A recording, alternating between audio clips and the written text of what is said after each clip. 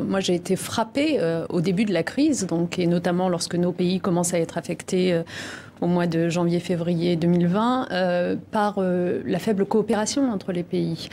Très vite, on a assisté à des comportements qui relevaient du nationalisme à tous égards. On ferme les frontières et on adopte des mesures protectrices sans se soucier des effets que ça peut avoir, y compris en termes d'exportation de médicaments, par exemple.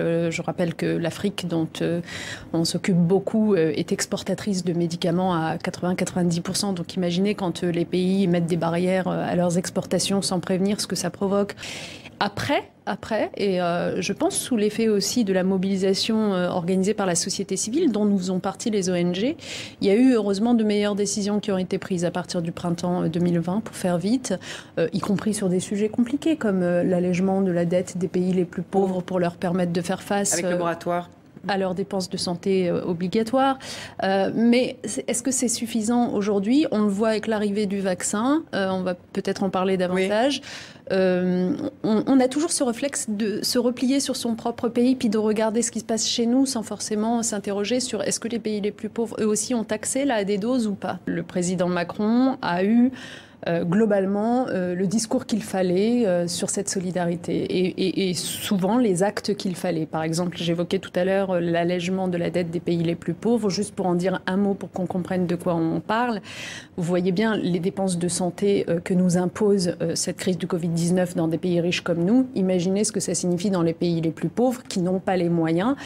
Quand vous avez un pays comme le Ghana qui consacre 11 fois ses dépenses de santé à rembourser sa dette à ses créanciers, eh ben, il ne peut pas trouver les moyens pour faire face. Donc, évidemment qu'il fallait alléger, voire suspendre le paiement de la dette des pays les plus pauvres. La dette a été suspendue, pas allégée, justement. C'est-à-dire que la dette reste la même. Exactement. Or, pour revenir à votre question sur la France et le président, il a été dans ce combat-là assez allant. Et il a défendu sur la scène internationale la nécessité que le G20 suspende. Alors, on n'est pas encore à ce que nous souhaitons, nous, c'est-à-dire, y compris annule la dette des pays qui sont le plus en difficulté. On est juste dans une suspension d'ailleurs qui a été adoptée pour l'année 2020 et nous souhaitons qu'elle le soit aussi pour l'année 2021 parce qu'il faut aussi que les pays aient le temps de se retourner. Bref, donc ça n'est pas encore parfait. Il y a d'ailleurs sur la scène internationale beaucoup de décisions qui tardent à arriver. Je vous en donne un exemple. Il va y avoir un G20 extraordinaire au début, début de l'année 2021, qui devra trancher une fois pour toutes si le FMI accorde des droits de tirage spéciaux d'un montant de 500 milliards de dollars à ces pays les plus pauvres du monde. C'est une décision qui traîne. Alors, c'est pas du fait de la France, parce que la France y est plutôt favorable.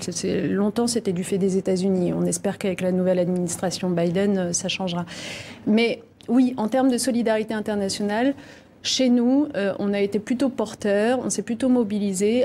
Est-ce qu'on met tous les moyens qu'on devrait mettre? La réponse est non, financièrement parlant.